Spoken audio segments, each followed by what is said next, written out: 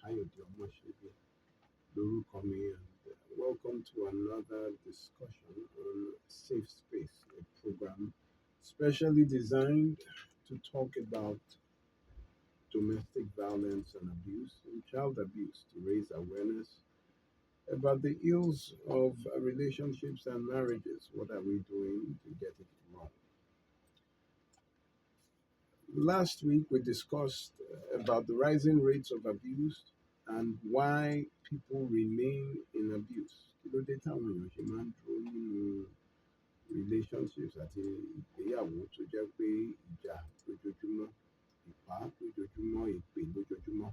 Why do people remain in abusive relationships and marriages? In 2020, I rolled out a statistic based on our research, which showed that in Nigeria, 1 in every 4 marriages would end in a separation or divorce by the second anniversary. 1 in every 3 women will suffer domestic violence or abuse in the first year of their marriage. Shija reported that in Nigeria, an average of 300 to 350 women are killed every year by their husbands, former lovers, or male relatives. And research from 2017 showed that 87% of cases of domestic violence and abuse, separations, and divorces are from couples of the Christian faith. Now, what concerns us is this particular statistic that I gave in 2021. The research showed that by 2025, the Christian or simple woman in Nigeria will more likely die from her marriage and its complications than any natural disease or ailment.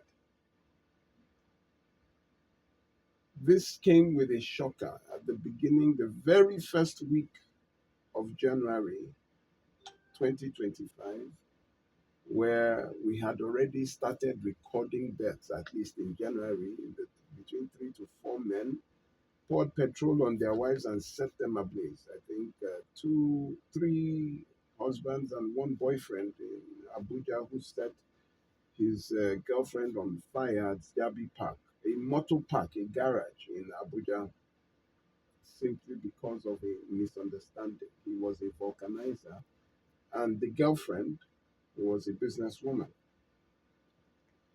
The rates of violence leading to casualties and fatalities in 2025 is so high that between January and February, we already have about 30 women who have lost their lives and about 2 men who also have lost their lives, including an assistant superintendent of police in Ekiti State, who died at the hands of his wife just a week ago. Why do people remain in abusive relationships and marriages? Why do they stay? Kí ló dé tó ṣe ń dúró sínú ilé ìjà, ìgbéyàwó ìjà, relationships ìjà lójoojúmọ́, ìpè lójoojúmọ́? Right from time, I had identified 5 major reasons why people stay. Number 1 is religion. Number 2 is tradition. Number 3, the children. Number 4, public opinion or fear of stigmatization. That is, kí làwọn èèyàn máa sọ? What will people say? And number 5, money. Money. So last week, I think we talked about tradition, and we talked about children, where people will say, I'm staying because of the children. Now, to go back to where the situation where people say because of the children, we have also recognized that a lot of people get married because of pregnancy. That is, we realize that for about 40% of abusive marriages happen because somebody got pregnant. That was why they married in the first place. That is, without that pregnancy, they would not have married the person they married. But because somebody got pregnant, kí la máa ṣe? Báwo la ṣe máa ṣe? Wọn gbọ́dọ̀ gbọ́n ní church. And these people are forced, pushed into marriage to quickly marry before the pregnancy starts showing. In fact, some tradition helps them by saying, you know what, don't even pay bride price, because when someone is pregnant in our tradition, we don't collect bride. Just go ahead. They give them a discounted marriage just to hurry up and marry before the pregnancy starts showing. Unfortunately, we found out that 40% of those who marry because of pregnancy actually uh, separate and divorce at the end of the day. The marriages are usually abusive because both of them, if you were to ask them, without this marriage, would you have married this person? They would say no. So, also, it is a major factor why people now remain in abusive marriages. They say because of the children. And you find out that people in abusive marriages usually have more children than normal people in good marriages. Why? Because children are used to keep the partner from leaving the marriage. It would have been easier to live with one child, but more difficult to live with two children, and extremely difficult to live with three. And then, almost impossible to live with four, because you'd be like, how can I take care of four children? So they stay. I have said times without number that once abuse starts, reproduction must stop. You can't keep reproducing your abuser. You can't keep reproducing in abuse. Records have shown that men that beat their wives are usually men who grew up watching their own mothers being beaten by their father or an intimate partner or family member. So when you raise children in abuse, you increase the propensity, the probability of those children becoming abusive adults. Now, the same reason why people remain in abuse because of the children should be the reason they ought to have left. Because when you know that raising these children here is going to repeat the abuse that you, the mother, is suffering for another person in future, then there is a problem. In developed countries, the moment there is domestic violence and abuse, the first thing the state takes are the children. And this is where we have an issue. I had a case in Ikorodu where a child was in school, and his classmate grievously assaulted another classmate by hitting him with a technical drawing instrument called the T square. In fact, he swung it so hard that it almost cracked the skull toward the eyeball of the other classmate who was much smaller, but they were in the same SS1.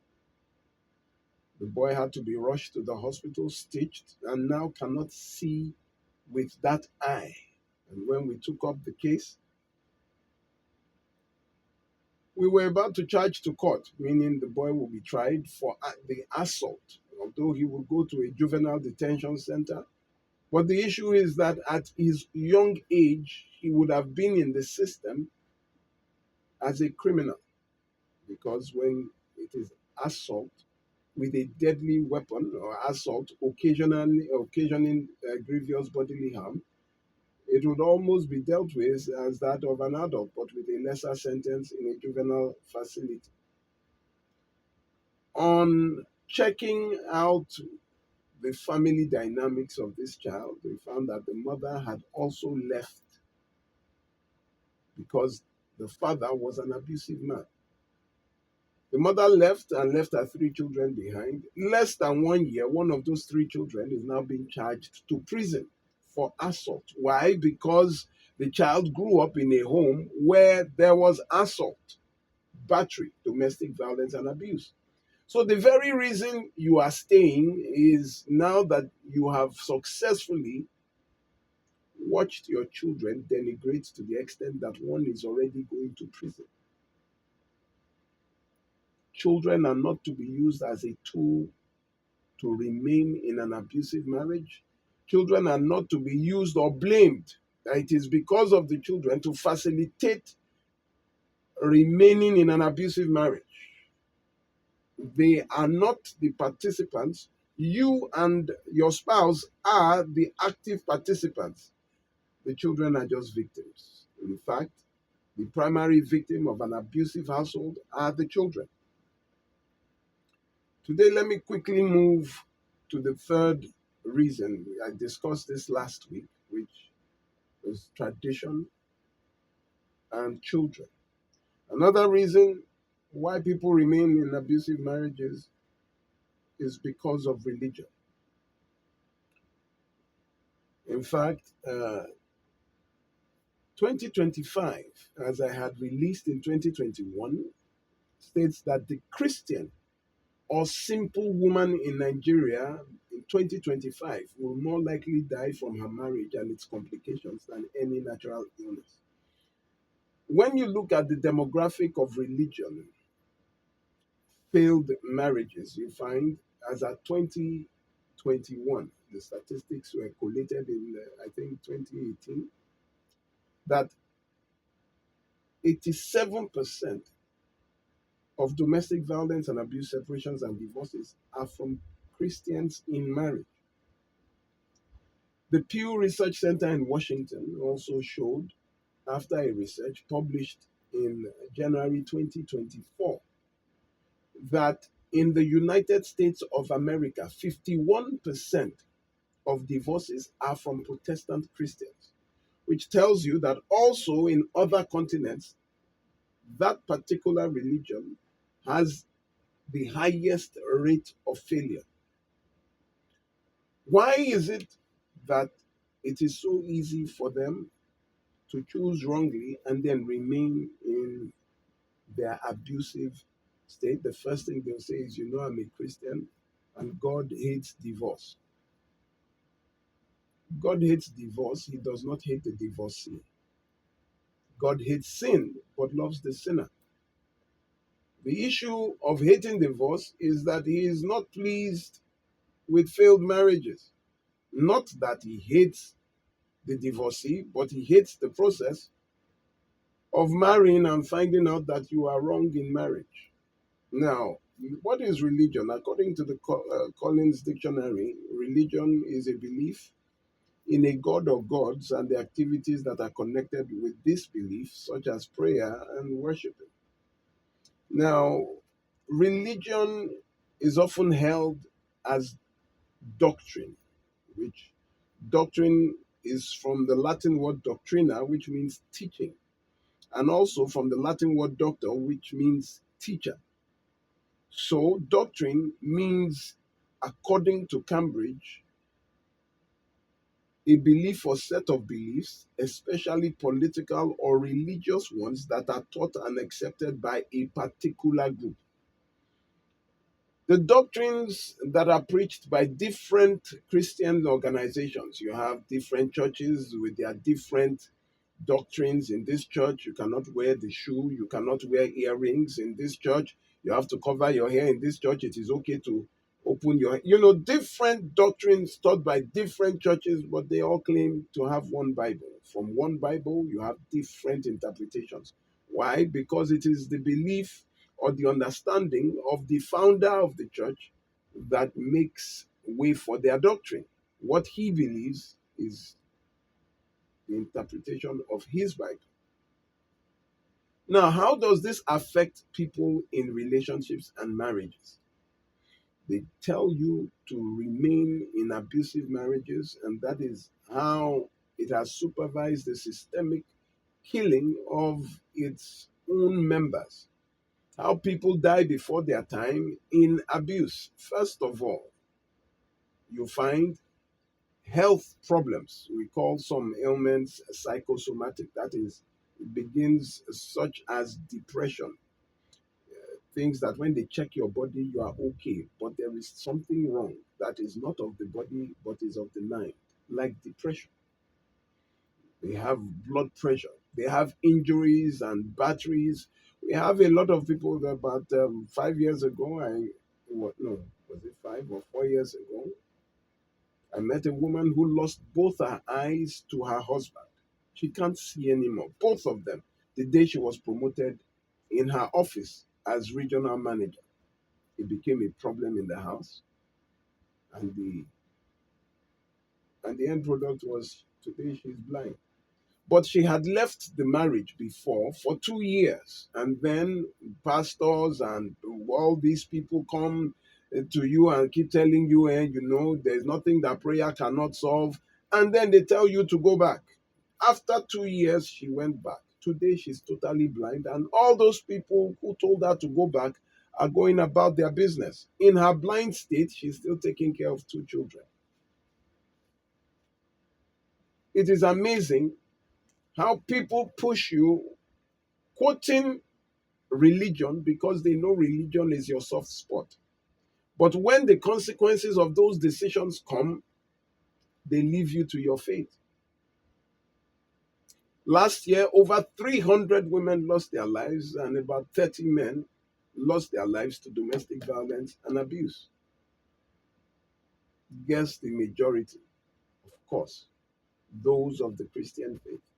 Who would leave an abusive marriage and then come back, then go, then come back? It also applies to people of the Muslim faith, where they will come and say, okay, let us settle. How do you settle violence? That is what I don't understand. You are beaten. It is first of all against the law. Every religion is under the law. You cannot use your religion to break the law. And even all religions tell you to obey the law. So if there is something called domestic violence and abuse or assault against a man or a woman because of the gender, it is against the law. One comes with 3 years imprisonment, the other comes with 2 years imprisonment. Then when it is assault causing permanent damage, that is giving you a physical disability, that one is different, causing grievous bodily harm. Then death, those that have killed.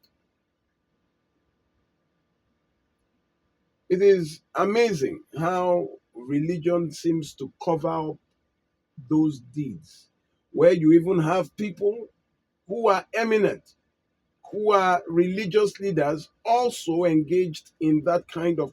And it is funny because now you will find yourself being abused and you are going to report to someone who is also abusing his own husband or abusing his own wife. So you are reporting an abuser to another abuser. Your life is not to be determined by the convenience or the reasoning of other people. They tell you wisdom is what should direct you. Self-preservation. Love your neighbor as yourself, not more than yourself. Your safety is more important than any other thing. I don't understand how people are encouraged to remain without consequence to the abuser. They say, we have settled it. Settled what? Settled assault that has been going on repeatedly. They will go, they will come back, they will go, they will come back. In 2023, I got tired of keeping statistics of people who would go and come back. You would see us having someone's name, you will see me putting 3 times, that is 3x. That is, they have gone 3 times, some will go for 6 months, 4 years, and their own religious leaders will say, go back. I don't know what religion supports the assault and battery of its own congregation. You come to church with some people whose eyes I know people who can no longer see because of the slaps and blows. We know people who can't sit well. We know people who have injuries. We know people who have been treated with, and the psychiatric hospital is full of people who have succumbed to emotional and psychological abuse, that they are no longer normal. You tell a person they are crazy long enough, they begin to believe that they are crazy. Tell someone how ugly they are, how they can never do anything right, how you are doing them a favor by marrying you because no other person would have married you. I'm doing you a favor. Every wrong step is a proclamation of how much of a failure that you are. And then someone says, go back and remain. I don't know where in scripture, because when you look at Proverbs 21:19, it tells you it is better to dwell in the wilderness than in the house with a nagging and contentious wife. We know that nagging and contention is not the property, they are not the properties of the wife alone or women alone, also men. But it tells you to flee from all appearances of evil. That is run. Every other person goes, but the religious people, they will return. Ladies and gentlemen, domestic violence or abuse is not a religious matter. It is not a spiritual matter. It is a matter of life and death. It is a matter of crime. You cannot try to trivialize someone taking the life of another. You cannot trivialize people dying before their time. And you say God has given, God has taken. You need to attend the funeral services of the last year. I think it was in the second to the last week of December. In Ikorodu, there was a man that beat, they were Muslims, and immediately the woman was rushed to General Hospital Lekpe, brought back, she had lost her life, and then they buried her the same day. So before you can even say you want to pull a case, they had buried the evidence. And then people standing there where an imam came and was telling everybody, let us forget how it happened. But it is written, everybody's life is written on how they will go. This is how God has said she will go. But no, that is a lie. God did not tell you to go and die in the hands of. It is nowhere in their Quran, it is nowhere in the Bible. It is in nobody's religious books that you should go and die in your marriage. The prayer is that you will live the full length of your days. If it is your country that wants to kill you, you have other countries that will grant you asylum. The world has made way for that, so that the first thing in the fundamental human rights is the right to live. You have a fundamental human right to be alive. It is your right. Nobody, no marriage, no human being, no government can take that away from you. It is recognized in every place on earth, in every country. Nobody has the right to take your life.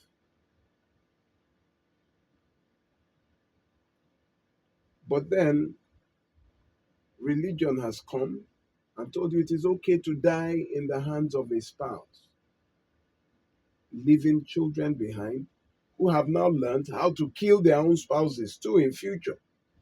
And that is how abuse passes from one generation to the other.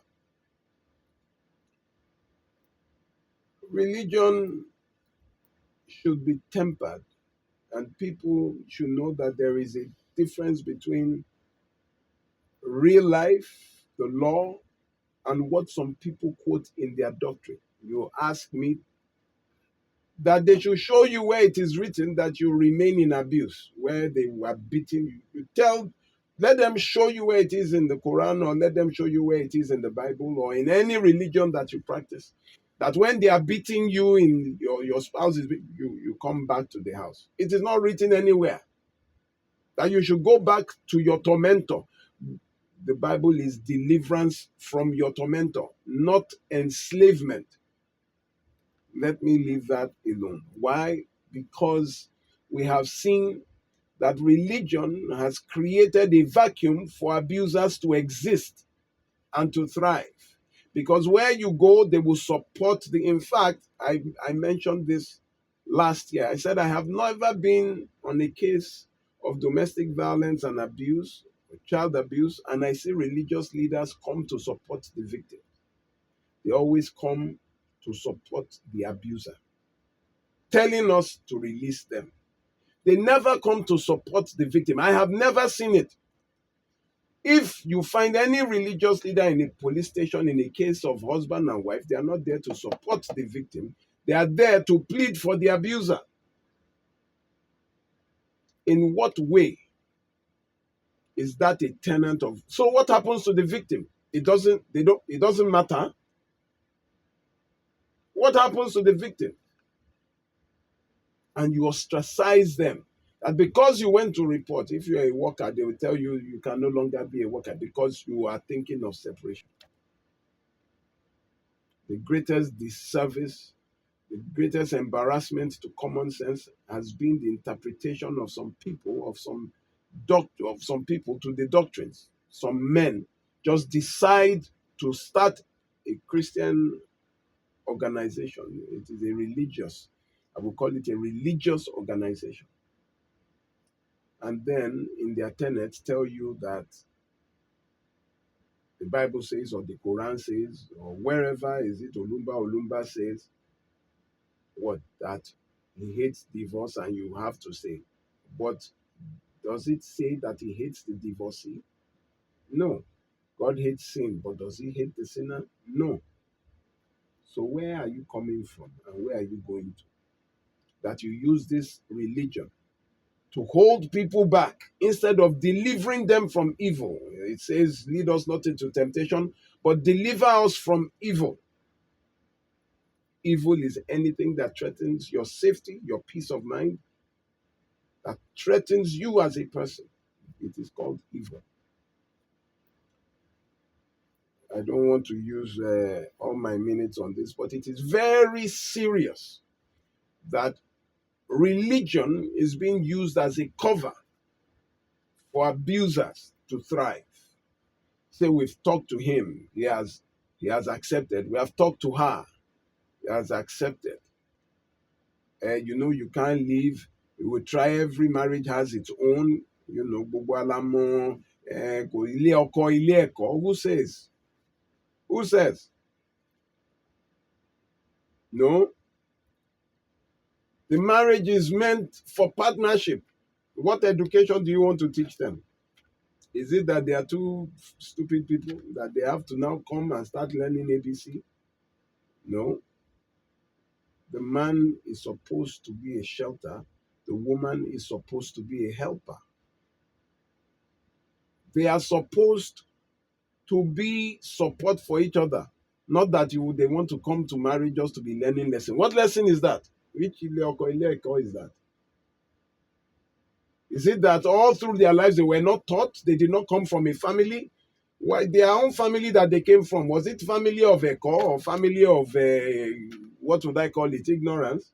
That they were not raised in their family, that they have to wait into marriage to now start learning how to live, that you say, Ile Oko, Ile Eko. Where are they coming from? Then the family failed to raise a child or to train a child. It's not in marriage that you now say you want to start learning how to talk to people, you want to start learning how to take care of responsibilities, you want to start learning. You should have been taught that before you stepped your foot in marriage. Marriage is not an excuse to slap, to abuse, to curse. Marriage is the excuse to laugh. Your good times must be so much more than the bad times. We know that even brothers and sisters argue, but it should not and never go beyond argument. And that argument cannot last.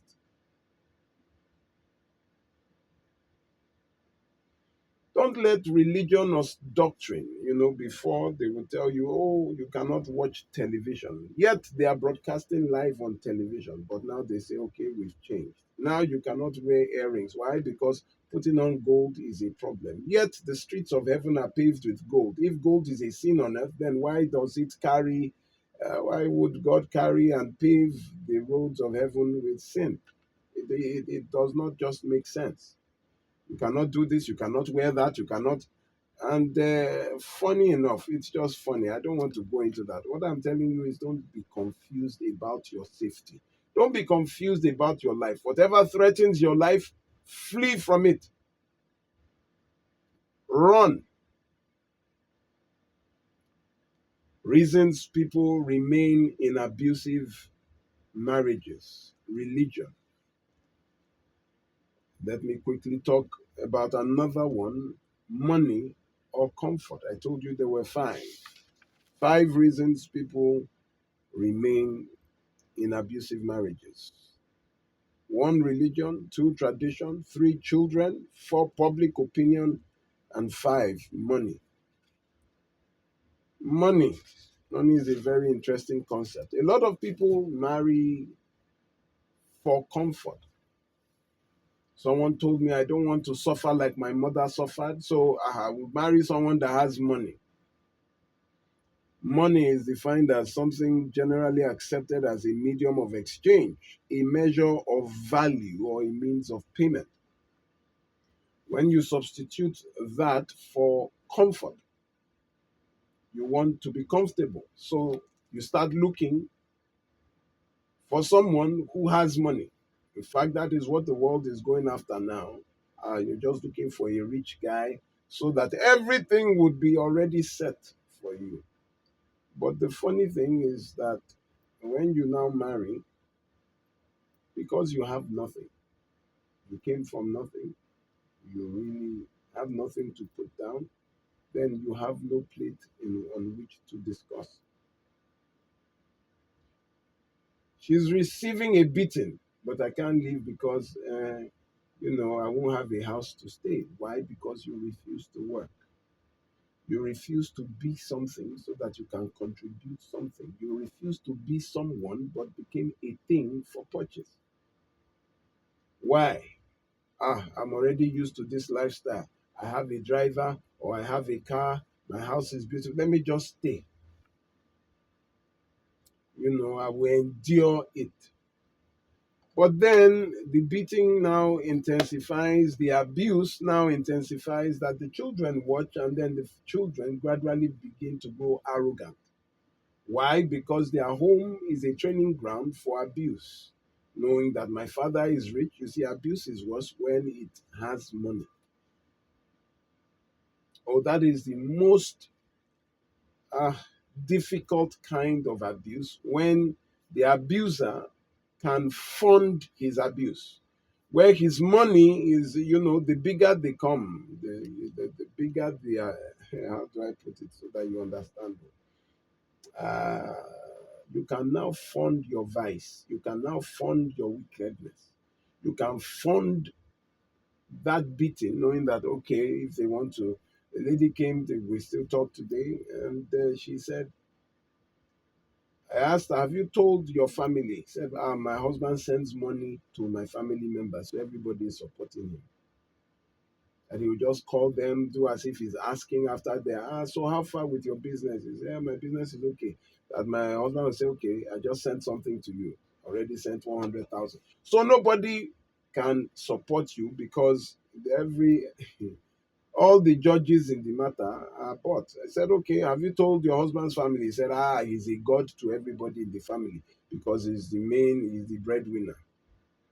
So the richer they are, the more difficult it becomes, and you are alone in your abuse. Okay, if nobody is beside you, so that you will not die, why don't you leave? I don't have any money.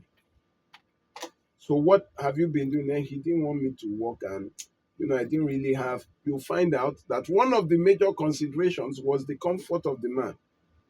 I can't marry somebody. He must have a car. He must have this in the account. He must have that. And it not only goes for men, it also goes for women. There are some men who are looking for rich women or comfortable women to marry so that they can take the majority, the bulk of the financial pressure off them. They go for rich people's daughters so that can't you tell your daddy to help us open this? Can't you? So it is vice versa, but it is over 90% male. When you marry for anything other than compatibility and love, when you marry because of comfort, then you become a slave to its abuse. If the man kicks you out, a lot of times that's what happens. They are now thrown out because the man gets tired of. You see, there's something about stale bread. When you become stale, when you have nothing to offer, you begin to occupy space because it's not as if you came in with it. They will set you up, but they know that it is their money. Without them, you are nothing. And that is the problem I always tell people, especially women. Even if it is pure water, have something you are doing that is bringing in kobo. Never be without a means of income, a job, or a skill, a talent that brings in money for you, because anything can happen. Okay, you marry because of wealth, and suddenly the man dies. What happens? The family members come and take everything because you have nothing to offer. Everything you are is the finances of your husband. And now your husband has a stroke. The family members have started coming. I remember the story of the 360 towers in Lagos, where a gentleman was constructing, and the buildings collapsed on him in Ikoyi. Him and a lot of workers died, leaving behind his children. It wasn't up to 4 days after his brother started coming to take. He kept Rolls Royces. That is, he kept very expensive luxury cars. His brother started coming to move them. Before you knew it, they had already started coming to take property. Before they even buried their brother, they had almost stripped him, stripped the children, stripped the house. And then what happens? Because you have nothing to offer, you have nothing to fall back on. They say money is a defense. Yes, when you have money, there is no gra, there is no, you can stand. But the fact that one day somebody can just tell you, hello, get out of my house. The fact that no matter what they do, the beating, you still cannot go because you don't have anything. Money should not be a consideration for marriage, and I think people should reprogram their children to be self sufficient. Have work. So your marriage will be because you know this is the person, not because you want to eat. I will continue with this because we are short of time. Let me go back into the phone lines now to allow people call in and share their own points of view. So if you would like to call, please, you can reach us via these numbers: 07000 917 917, 07000 917 917. And if you want to send a message, a text or WhatsApp, please reach out to 0703 1756 537. 0703 1756 537.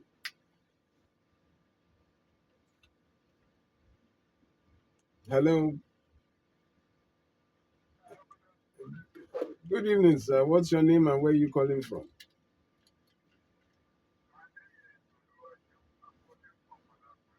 Alagbule. Alagbule, please go on.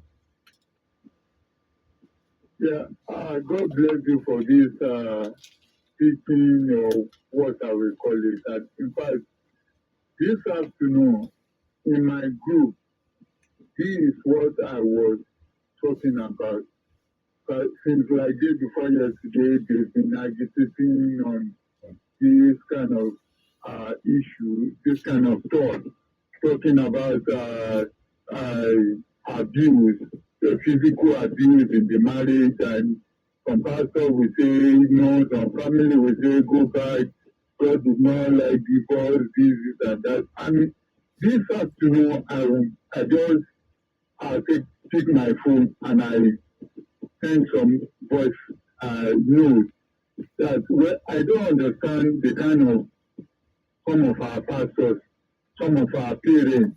I don't know, they are selfish, they are self-centered, they are wicked. Why do you send back your female child to go back to an abusive woman? Yorùbá sọ pé pàálọ̀ làtòjì ni ọba fọ́ làbàràbà ló máa dà. Which means you eat today, you eat tomorrow.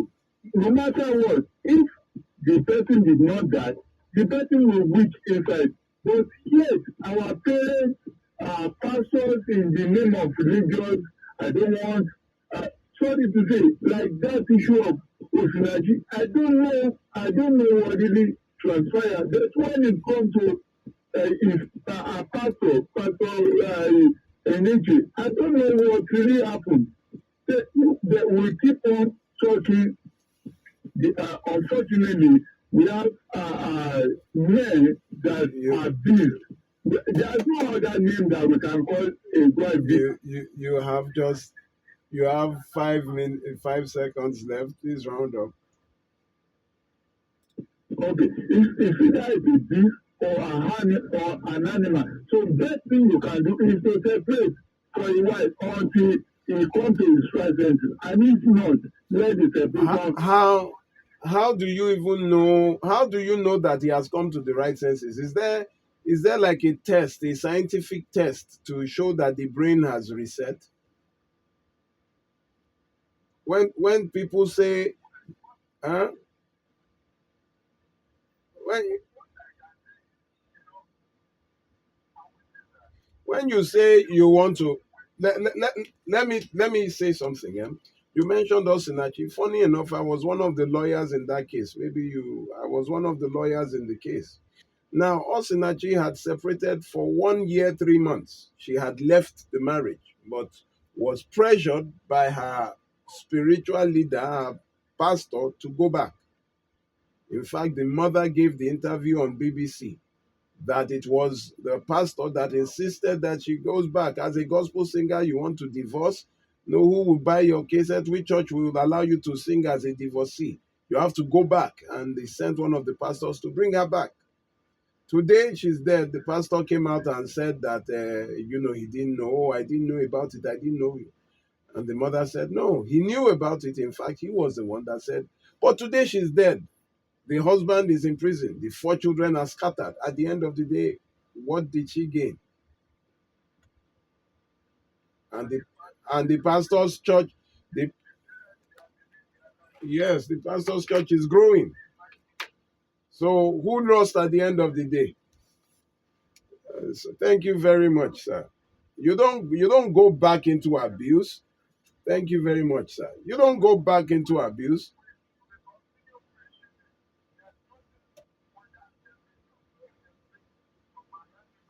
Thank you very much. Thank you very much. Sorry I had to let you go.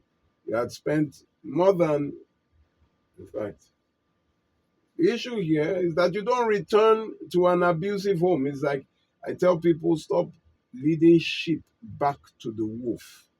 And you say maybe the wolf has calmed down. Is there a test scientifically, a psychological test? We have another caller. Caller, please go ahead. Hello. Good afternoon, sir. Good afternoon, sir. What's your name and where are you calling from?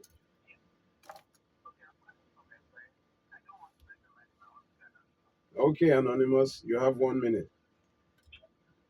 Okay. Yeah, what you said is true, but I have an issue, sir. I, I, but it's me personally. I don't know if I'm in love with my woman or I am not. We have 2 kids,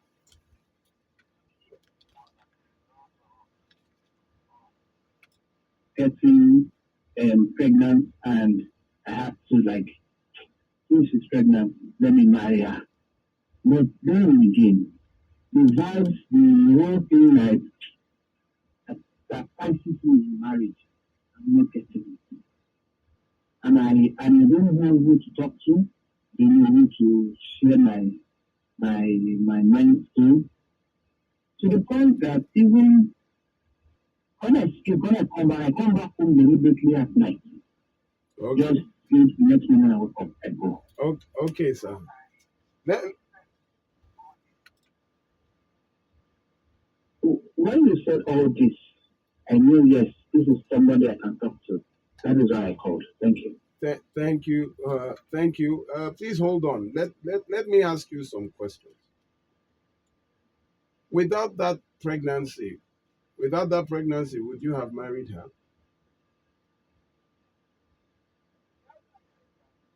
Just you wouldn't have married her. So your marriage is called pregnancy marriage. And what happens is, you wake up at times not happy because looking at the person laying down next to you, you know that if not for this pregnancy, for this child, I wouldn't have married this woman.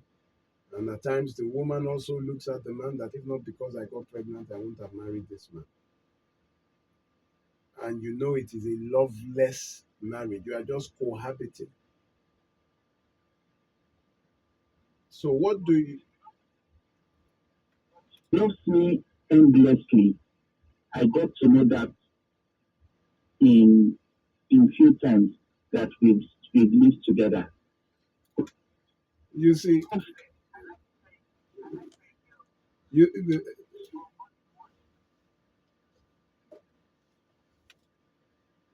So you said she's not fair in complexion. Is that all? Is that all? Is that all? It's her complexion.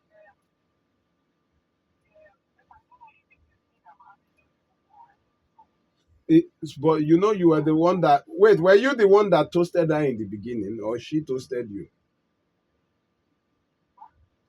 In the beginning of the relationship, who initiated the relationship? Were you the one that asked her out? And the com- but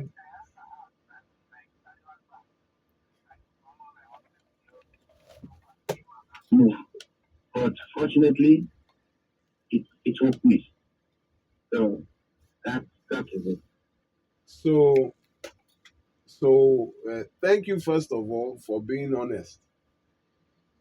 When you asked her out, it was basically for sexual reasons, not for a lifelong commitment like marriage. But now, when she got pregnant, who now told you to marry because of pregnancy?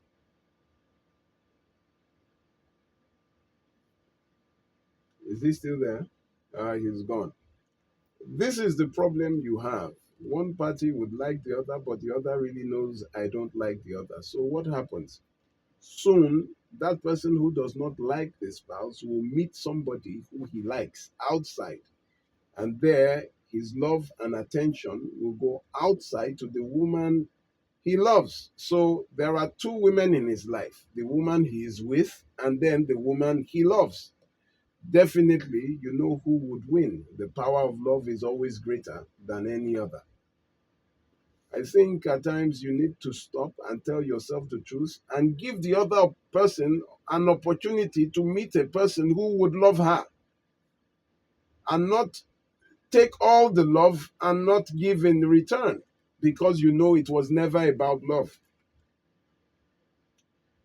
Don't let people push you into marriage because of condition. I keep saying that. Pause. At times there is so much pressure. When you didn't want to marry her, why did you sleep with her? Then this is against our tradition. This is our where we come from. There is so much pressure from religion and tradition to force you to marry someone who you do not love. And this is for those upcoming that want to make a decision. Let it not be out of pressure of tradition or marriage. Sorry, tradition or religion. Someone being pregnant, the definition of pregnancy, you find father and mother. You never see husband and wife, because a child makes you a father and the bearer of the child a mother, not a husband or a wife. That one should be on another level of discussion and agreement. Because I love you, because you are the one I want, not because pregnancy made us, you know, together. Pregnancy joined us. And then after the first child, you will see that there is really no activity. Then comes tradition again. The mother will come. And is it only one child you will get? Meanwhile, they don't really want it, because if there's somebody that is not in love, then you coerce them to give another child in a loveless marriage. The damage that this has done has led to a lot of abuse, because after some time, somebody will become irritated at the continuous sight, the idea that is this how I'm going to spend the rest of my life, laying down beside someone who I don't love, talking, holding someone who I do not care for that much. But the other party is, why not give the other party a chance to meet somebody who would love them in return? Why don't you? Some people don't handle that thing well. Oh. The other party becomes irritated. 40% of cases of domestic violence and abuse from marriages that were because of pregnancy, because there was no love. I have to go now. Is there anybody on the phone lines? Yes, I think someone is saying, how do I call in? 07,000 917 917 07,000 917 917. We will pick just one more call before I go.